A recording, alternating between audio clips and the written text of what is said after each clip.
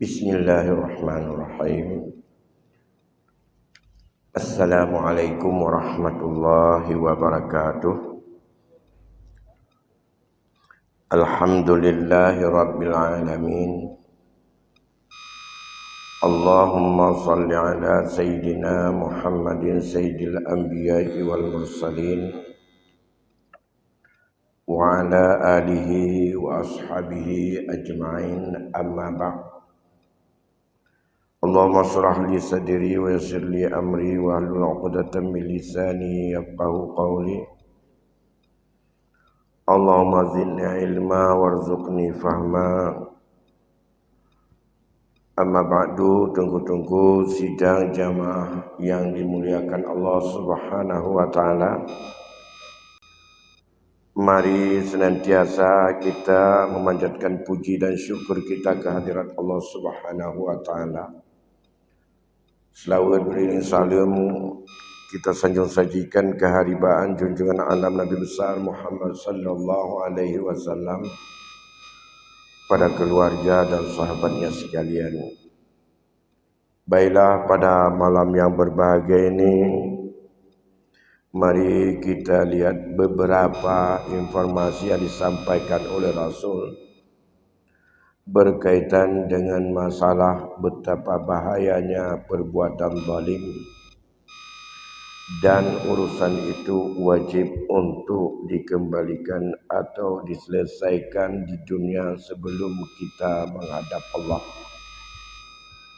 Di dalam Al-Quran, Allah Subhanahu wa taala dalam surat Ghafir berfirman, Bismillahirrahmanirrahim, ma lidh-dhalimina min hamim wala syafi'in yuta'u. Orang-orang yang berbuat zalim itu tidak ada siapapun yang menjadi teman dan sahabatnya. Wala syafi'un yuta', dan tidak ada ia apapun syafaat yang berfungsi kepadanya. Padahal syafaat itu banyak sekali di akhirat. Syafaat Rasul kepada umat, syafaat guru kepada murid, bahkan syafaat teman kepada teman, syafaat sahabat kepada sahabat. Tapi bagi orang yang ada zalim dalam jiwanya, ia tidak akan ada sedikit pun syafaat yang berfungsi untuk bisa menjadi penolong baginya. Dan tidak ada orang yang selalu untuk mau bersamanya atau menjadi kawannya. Kemudian dalam surah Al-Hajj juga Allah mengingatkan, wa ma lidh-dhalimina min nasir. Orang zalim ini tak pernah ada penolong siapapun. Perlindungan Allah tak dapat. Bermacam-macam unsur yang bisa membantunya di akhirat tidak akan ada yang berfungsi untuk menolongnya. Bapak Ibu sidang jamaah yang dimuliakan Allah, apa itu zalim? Kalau menurut bahasa zalim, para ulama mendefinisikan wada'u syai' fi ghairi mahallihi, meletakkan, menggunakan sesuatu pada bukan tempatnya. Dalam pengertian hukum syarak, para ulama mendefinisikan ad-dhulmu atasarrafu fi haqqil ghairi bi ghairi haqqin au mujawwazatul had. Zalim adalah menggunakan sesuatu yang ada pada hak orang lain dan ia tidak punya hak untuk menggunakannya, atau menggunakan sesuatu melewati dari batas yang diberikan kepadanya. Jadi begitu luas segenap pelanggaran yang tidak sesuai menurut ketentuan syariat itu zalim. Bila zalim diartikan at-tasarrufu, tasarruf pada sesuatu yang sesuatu itu adalah hak orang lain dan ia tidak punya hak untuk melakukan penggunaan pada sesuatu tersebut. Apakah itu harta? Apakah itu bukan harta? Apakah itu jiwa? Apakah itu juga dalam bentuk harga diri dan kehormatan seseorang? Setiap perbuatan yang dipakai, yang digunakan, yang dipergunakan dan itu adalah milik orang lain, hak orang lain, dipakai untuk dia. Apakah dipakai diberikan kepada yang lain lagi atau dipakai untuk dirinya atau dipakai untuk dalam bentuk transaksi atau bukan? Satu benda bukan hak kita, hak orang lain. Kita gunakan, bukan memanfaatkan sebentar. Mentasaruf, makna tasaruf menggunakan untuk transaksi ke mana saja, mau bersedekah dengan benda itu. Kita jual benda itu. Kita sewakan benda itu. Kita beri hadiah kepada orang lain benda itu. Padahal benda itu adalah milik orang lain, hak orang lain. Kita tak punya hak untuk menggunakan itu. Kita ambil, kita yang mentasarufkan untuk kepentingan pribadi kita, untuk keluarga kita, untuk teman kita, untuk orang lain kita, atau untuk siapa saja. Itu disebut zalim. Dalam bentuk apapun. Kalau demikian, satu barang yang merupakan itu adalah milik orang lain. Lantas kita ambil, kita berikan lagi kepada yang bukan orang lain pemiliknya, kepada orang lain lagi. Itu adalah zalim. Ya. Satu benda kita ambil untuk kehormatan. Hak anak yatim 10.000. Kita ambil 2.000. Dan 2.000 itu kita sumbangkan ke masjid. Padahal itu adalah bukan hak kita. Tapi itu adalah hak orang lain. 2.000 ambil wang.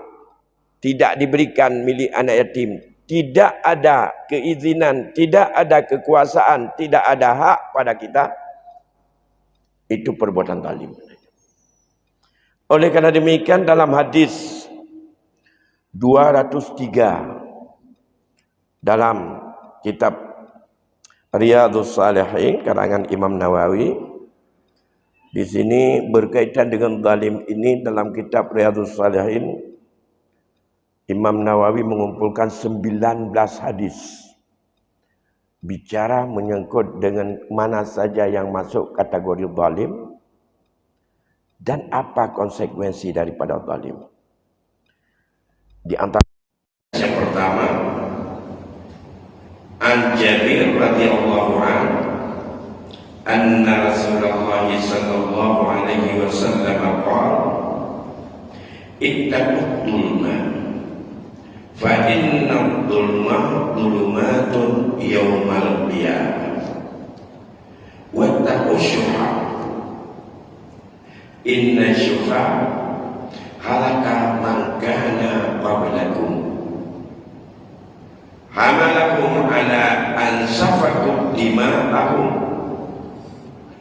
wastahalu maharimhum. Hadis ini diriwayatkan oleh Imam Muslim. Artinya, takut olehmu, kata Rasul, terhadap perbuatan zalim itu, maka sesungguh perbuatan zalim akan mengakibatkan kegelapan nanti di hari kiamat. Dan takut oleh kalian akan sifat kikir, syur. Karena sesungguhnya kikir itu telah membinasakan umat-umat yang ada sebelum kalian, sehingga membawa oleh mereka akibat kekikiran itu untuk terjadi pertumpahan darah di antara mereka dan mengakibatkan akibat daripada syur tersebut untuk mereka halalkan apa yang menjadi haram kepada mereka.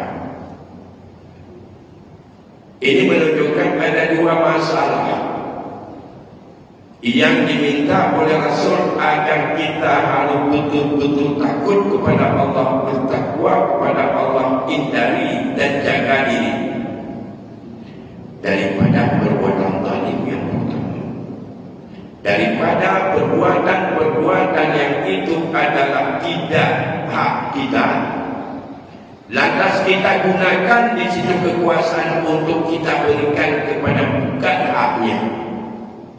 Ya. Tapi kalau di situ bukan hak kita, tapi di situ ada hak kita untuk menggunakannya, itu boleh.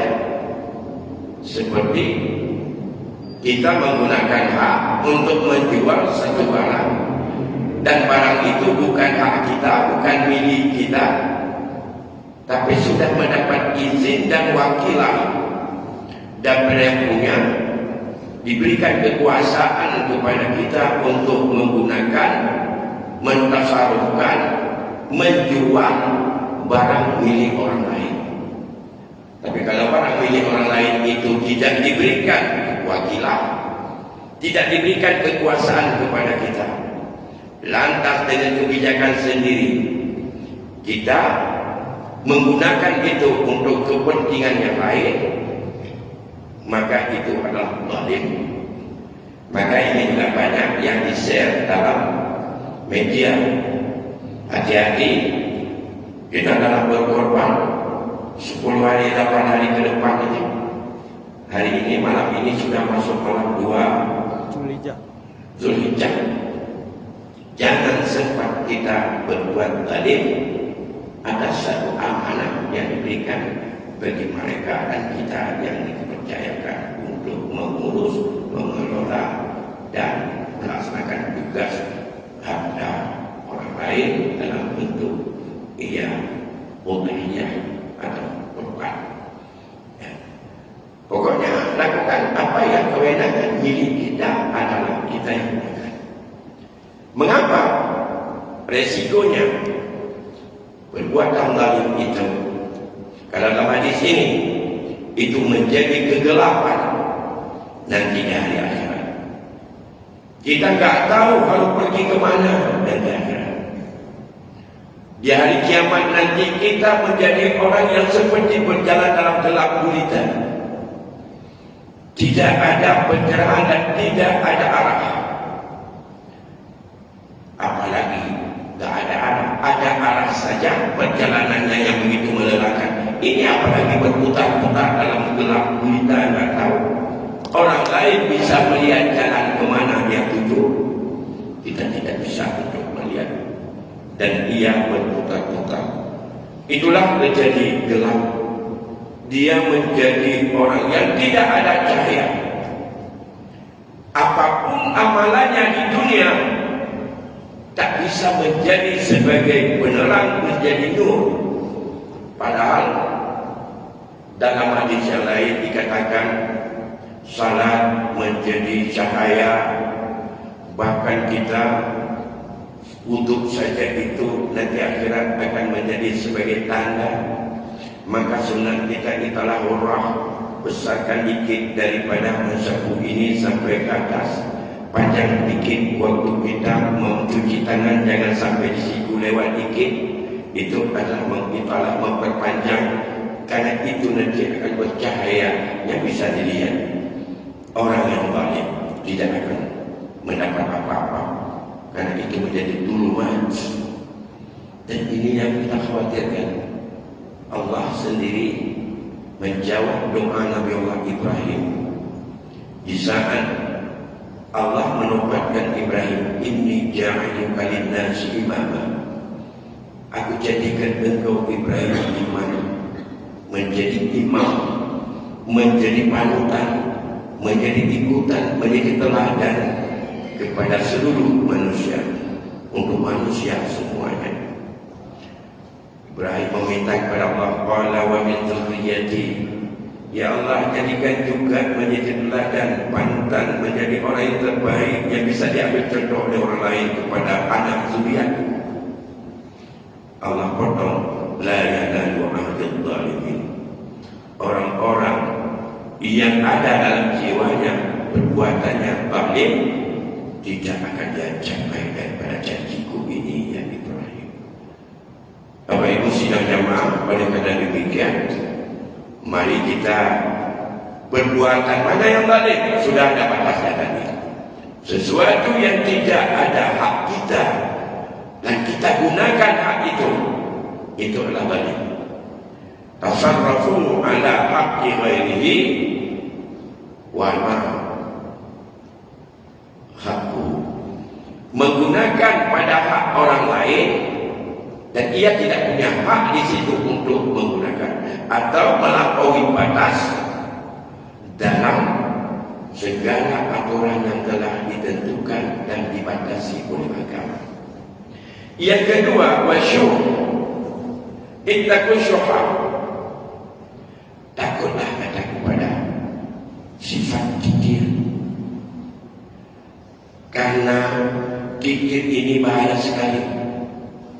Banyak para umat sebelum kamu akibat daripada kikir telah banyak yang binasa, yang hancur, bahkan banyak yang membawaki daripada kikirnya kepada pertumpahan darah dan kepada menghalalkan Allah yang haramkan, mereka halalkan daripada orang-orang yang tidak boleh dia lakukan dengan jalan haram. Menurut penjelasan hadis ini, ada beda antara syuh, gocek, milkshek, berisi, atau berdua. Syuh, ittaqu syuha, takutlah kepada syuh. Ada dua kata berkaitan dengan masalah kikir ini. Ada yang diistilahkan dengan syuh, ada yang dinamakan dengan bakhil. Ada satu lagi bakhil. Bakhil juga adalah kikir, pelit. Lantas menurut syarah kitab Dalilul Faliqin dalam syarah hadis Riyadhus Shalihin, ada beda antara syuh dengan bakhil. Lebih parah syuh daripada bakhil. Kalau bakhil, kikirnya menyangkut dengan masalah harta saja. Kelihat dulu masalah harta. Yang bakhil, kebi ke gohan, ke sedekah, ke doa, pakai klik ke doa. Ada orang ke doa, ke belanja cukup ya, ke bah, ke bur, ke bibir raya, ke jangkah, ke tok di laut ni pasal pun. Baca kan? Pada nyata juga dia kecepul kuliah padahal apa ini belum petang kami cukup dua puluhan rumah sawah lumpuh kena kita terlalu ya baju ikut di mana di kabin betul-betul kuah betul-betul mulai banyak pada kemudian sampai Tuhan dia budak-budak bahkan pada benar-benar belanjaan klik yang kedua klik dan akan pakaian begitu juga yang lejinya lebih banyak, yang utangnya, yang bekerja punya, yang duduk punya, karena tidak didukung benar betul. Jadi dia tidak mau untuk mikir pada hidup itu bakhil. Bakhil kepada orang lain, bahkan sifat bakhil itu sampai melanggar terhadap apa yang harus dia keluarkan milik orang lain. Jangan anak beli macam kini.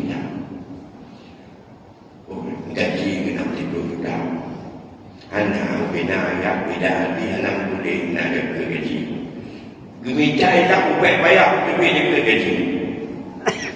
Dia jauh dah mengucap dengan pedih. Anak lain lah. Dia mengucap jauh. Dan mengucap dengan dia. Mengucap. Anak 3%. Boleh jauh tak? Ibu-ibu, bapa-bapa, para petani di sawah. Mereka itu tak pernah untuk mencari dan tak pernah untuk membanding-banding. Kau kami perintah Allah kan, khud al-niyai, ambil harta orang kaya dan berikan kepada orang-orang yang fakir dan miskin antara kalian. Tak pernah dipikirkan. Kalau kita lihat setelah tahun-tahun 90-an habis ke sawah, berapa dia dapat padinya? Jangan lihat padi, lihat pakai saja. Tahu kan? Ada pelipur meriah, dulu ada, tinalik, letak dengan dua nalik, letak padi nalik. Dan kalau mereka kalau pilih, kalau pelongkuk, kalau bayar tak, yang ada kaki pelongkuk, kali dah. Itulah. Bantul mudah, alhamdulillah, gaduh. Nah, bangga untuk mengucap walaupun pada mengaku tadi. Begitu hendak kita memperoleh dan selesaikan.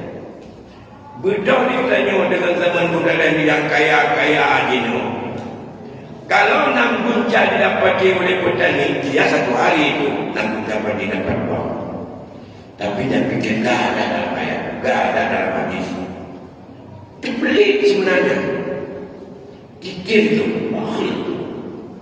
kalau tidak ada dalam ayat, tidak ada yang wajib, kasihlah yang lebih dikit untuk kepada orang-orang yang memang butuh dalam bentuk sumbangan, bukan dalam bentuk menciptakan bantuan itu untuk menghalalkan riba.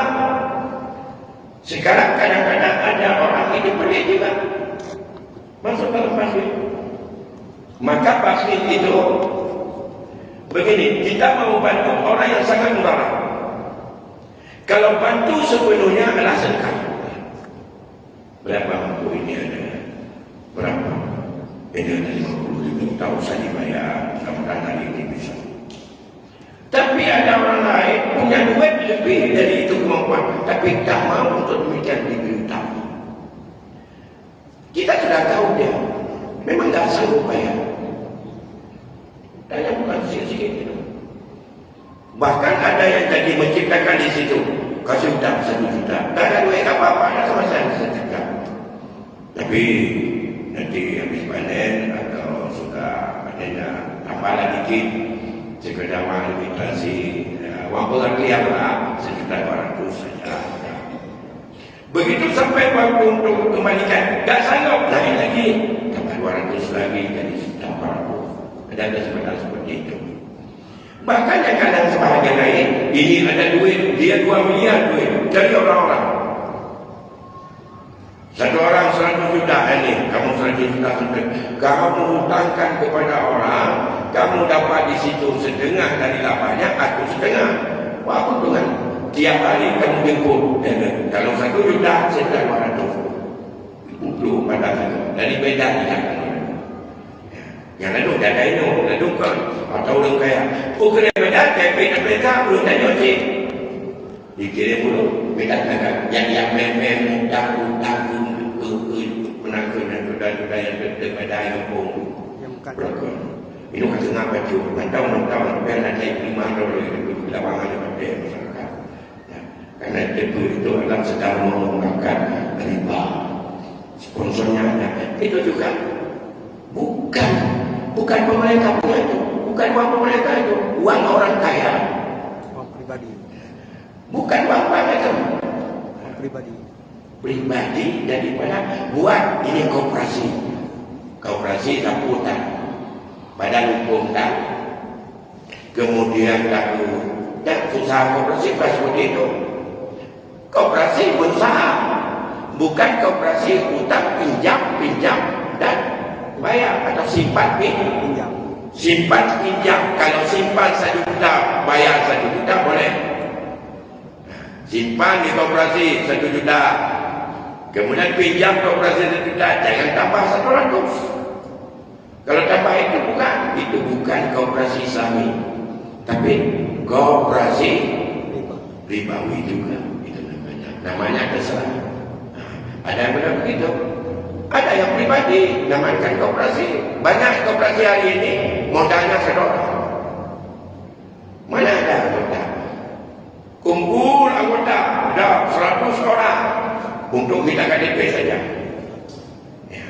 Yang penting dia bisa mendapat pinjaman tanpa bunga, bisa untuk pegang perusahaan tak perlu harus bayar pajak.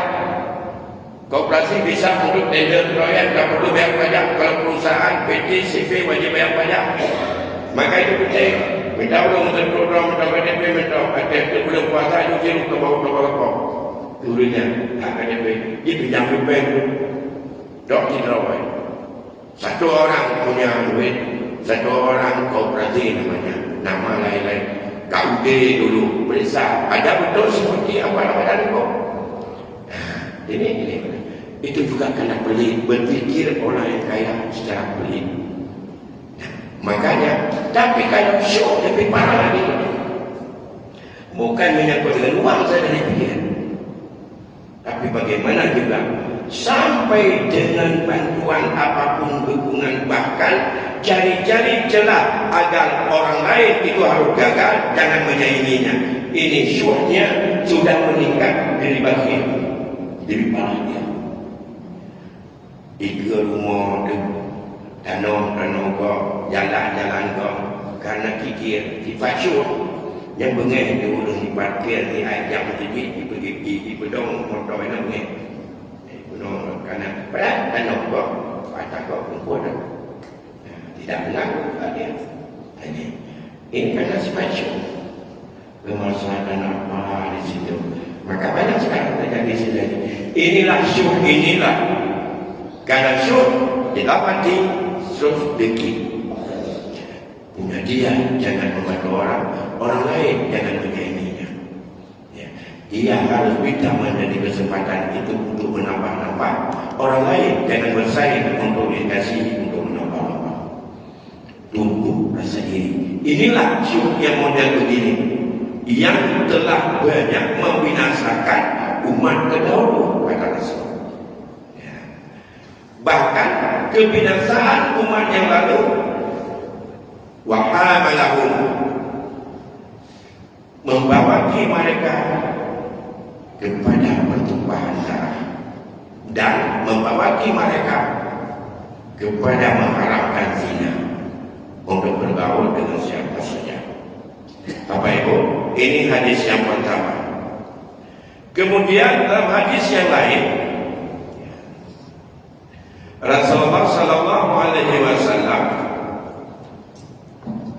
mengingatkan kepada kita bersumber daripada Ibnu Umar radhiyallahu anhu maqala kunna natahaddatsu an hajjatil wada'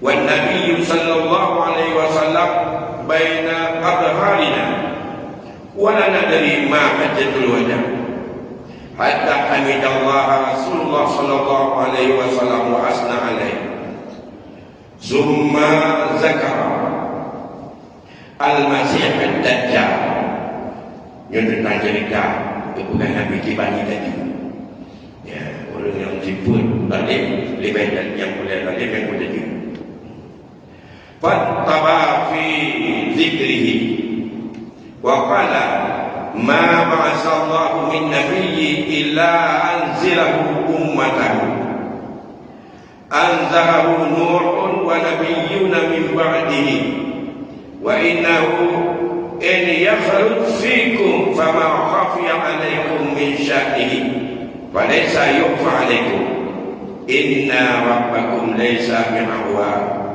wa innahu aqwa 'ainil yumna ka'anna 'ainahu 'ainul taqiyah ala inna Allah harrama 'alaikum dima'akum wa amwalakum kahormati yaumikum hadha fi baladikum hadha fi syahrikum hadha ala hal balagtu qalu na'am qala Allahumma syahad salasan wa wailakum aw waihakum unzuru la tati'u ba'di kuffaran yadribu ba'dakum riqaba ba'din. Hadis riwayat Bukhari dan juga Imam Muslim sebahagian daripada hadis itu.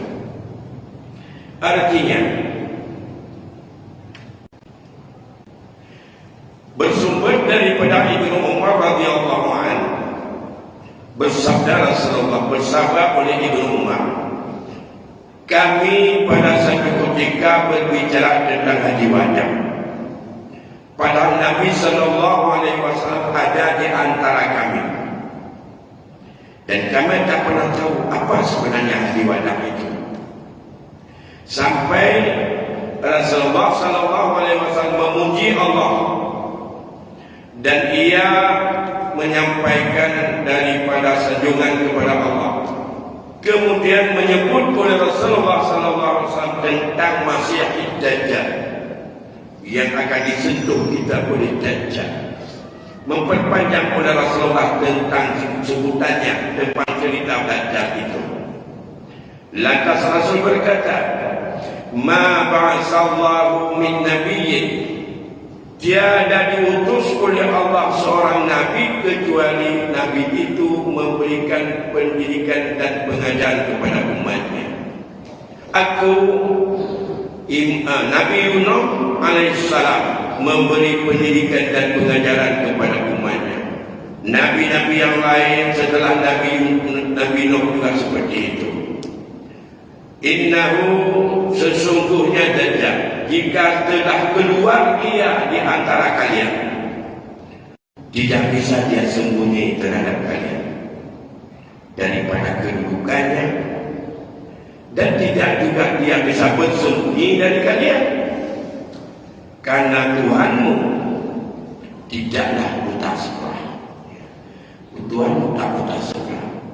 Wa innahu a'waru ainil yumna, sedangkan Dajjal itu dia buta sebelah mata kanannya. Ka'anna ainahu ainatut qafiyah, seolah-olah matanya itu adalah bulat dan bercahaya seperti anak saga.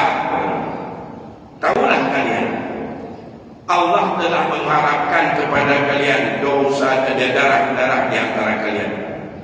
Allah mengharapkan kepada kalian harta di antara kalian, seperti Allah menghormati hari ini dan Allah menghormati di negeri ini, Allah hormati di bulan ini. Tahulah kalian, hal balagtu, apakah aku sudah menyampaikan? Rasul menyampaikan kepada sahabat-sahabatnya yang telah ngobrol-ngobrol menyangkut dengan masalah haji wada itu. Mereka menjawab, para sahabat, na'am, kami telah mengetahui, kami telah untuk menyaksikan engkau ya Rasulullah telah menyampaikan tentang Dajjal itu. Ya. Kalau demikian, kata Rasulullah, ia berdoa, Allahumma syahad, ya Allah, persaksikanlah olehmu ya Allah, 3 kali diulang-ulang, bahwa mereka mengatakan telah aku sampaikan. Allah masyaallah, ya Allah, persaksikanlah mereka telah mengakui aku telah menyampaikan kepada mereka. Kemudian Rasul melanjutkan, hati-hatilah kalian, mawas dirilah kalian, perhatikanlah oleh kalian, jangan sekali-kali kalau aku tidak ada lagi nanti kembali kepada Allah, jangan kamu kembali kepada kafir. Kemudian kamu memukul sebahagian kamu terhadap harga diri dan nyawa daripada sebahagian kamu yang lain. Nabi dalam hadis ini, kalau kita baca kepada penjelasannya, yang pertama, Nabi mengingatkan saat haji wada itu di sebuah tempat mereka sedang duduk-duduk oleh Umar. Lantas saat itu Rasul ada di antara mereka. Muncul Rasul bersama dengan tempat mereka duduk-duduk. Kemudian Rasul menceritakan berkaitan dengan akan munculnya Dajjal. Kemudian Rasul mengingatkan, Dajjal adalah merupakan bahaya besar, penipuan besar-besaran akan terjadi, dan mereka, kata Rasul, punya mata sebelah yang bisa melihat mata kiri saja. Mata kanannya itu adalah buta. Dia buta, matanya giling. Dia tidak ada cahaya, matanya hebat tapi tak nampak. Cahaya matanya cukup halus dan cukup bercahaya tapi tidak nampak apa-apa di sebelah kanan. Ya. Jadi sebelah kanan itu akuat mereka. Diingatkan Rasul, ingat, kalau sudah ada tanda kalian jangan sampai balik kepada kafir. Aku sudah itu jatuh lagi. Dan jangan kalian akan bisa mendeteksi mana yang balik, mana yang tidak. Pertama pada tandanya, Tuhanmu tak pernah buta sebelah. Allah adalah mana yang lain. Allah memberikan kepada umat manusia untuk keadilan, tidak pada sebelah. Dan jangan dipikirkan diri saja. Apa yang telah diajarkan oleh para rasul silih berganti sejak manusia pertama. Setiap generasi Allah kirimkan rasul. Tugas rasul adalah memberi nasihat, memberikan pelajaran, memberikan bimbingan, memberikan arahan kepada umatnya. Nabi Nuh memberikan pelajaran, memberikan nasihat, bimbingan kepada umatnya, kepada istrinya, kepada keluarganya, kepada anaknya. Begitu juga kata Rasul, nabi-nabi setelah Nabi Nuh, nabi-nabi setelah Nabi Nuh, semua para rasul dia menyampaikan. Tabligh itu sifat wajib para rasul. Aku juga menyampaikan, dan aku sudah menyampaikan semuanya. Intinya kata Rasul, Allah telah memuliakan harta di antara kalian seperti Allah muliakan hari ini. Allah muliakan kehormatan di antara kalian seperti Allah muliakan tempat ini. Allah muliakan daripada darah antara kalian seperti Allah muliakan daripada bulan ini. Itu adalah berada mereka di Arafah di bulan Zulhijjah menjelang mau untuk melakukan wukuf. Ini bulan haram, yaitu pada bulan Zulhijjah. Arafah tempat haram, banyak hal yang tidak boleh dilakukan. Wukuf itu adalah merupakan tempat haram. Kemudian bulan ini bulan haram, tempat ini tempat haram. Kemudian yang bulan haram, tempat haram, dan itu adalah di wilayah. Maka seperti Allah telah mengharamkan itu semuanya. Hari ini hari haram, hari Arafah. Urut hari ya Allah, segala sesuatu yang kemudian dihormati dia. Oleh kerana demikian, 3 hal: kehormatan, harta, dan jiwa. Ini jangan kamu lakukan kekufuran lagi. Bila datang orang yang sifatnya dajjal mengecohkan, kamu tinggalkan anjuran Rasul. Rasul sudah mengingatkan berkaitan dengan harta begini, berkaitan dengan warisan begini, menyangkut dengan harga diri dan juga darah orang lain begini, menjadi hudud dan menjadi kisas. Berkaitan dengan masalah kehormatan, tak boleh menuduh orang lain, tak boleh dengki, tak boleh mengumpannya, tak boleh macam-macam. Itu kehormatan semua. Apa yang boleh, apa yang tidak boleh sudah dijelaskan. Nah, kalau demikian dan jelaskan, bila aku wafat, jangan kamu kembali kepada kafir. untuk kamu halalkan yang halal, kamu haramkan yang halal. Baik, ini hadis yang kedua. Masih ada panjang, saya kasih mungkin ada pertanyaan. Baca. Assalamualaikum warahmatullahi wabarakatuh. Menyangkut dengan tahlim ini, dia orang Muslim atau orang Islam, tapi menggunakan haknya bukan hak dia, disebut dengan zalim. Apakah orang zalim tersebut bisa kita katakan kafir? Hanya itu. Assalamualaikum warahmatullahi wabarakatuh. Apakah zalim sama dengan kafir? Istilah kafir dalam Islam ada dua. Kafir tauhid, dia tidak menjadi muslim, keluar dari Islam. Kalau kafirnya adalah dalam akidah. Kalau kafir bermakna kufur nikmat, itu adalah tidak keluar dia dari Islam. Nah, kafir dalam pengertian kufur nikmat, ia bukan sebagai keluar dari Islam, tapi dia dalam Islam, tapi dia itu disebut dengan orang yang fasik karena kufur terhadap nikmat Allah. Nah, orang yang zalim disebut dengan istilah kafir nikmat, kufur terhadap nikmat Allah, itu boleh dikatakan. Karena dalam anak kufur nikmat, bukan kafir dalam bentuk ingkar. Orang yang musyrik sudah pasti kafir. Orang kafir belum tentu musyrik. Ya, karena yang kafir ini, orang yang musyrik, ia persekutukan Allah dengan patung. Allah persekutukan Allah dengan anak lembu. Ia bersamakan derajat Allah itu adalah dengan matahari. Itu disebut kufur. Yang mereka mengakui Allah, tapi mereka mensyirikkan, mensekutukan Allah dengan yang lain.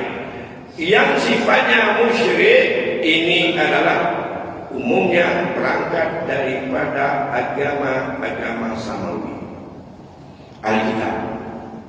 Mereka akui Allah, tapi mereka sandingkan, mereka syirikkan dengan yang lain. Nah, kalau yang sama, yang sifatnya arti, mereka bukan untuk mensyirikkan Allah, tidak mempersekutukan Allah. Dia tidak pernah mengakui Allah.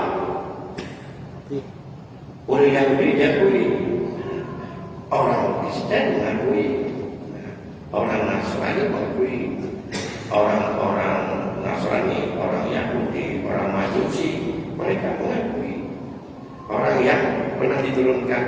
Karena mengapa? Mana yang mereka persyarikatkan Allah? Karena yang sama mulai daripada Nabi Allah Adam sampai dengan ajaran Nabi kita Muhammad sallallahu alaihi wasallam, tauhid dan Allah. Tentang keesaan Allah itu tak berubah dengan semua rasul. Yang berbedanya syariat. Syariat yang berubah, syariat berubah sesuai dengan kondisi. Syariat Nabi Adam kawin adik dengan abang.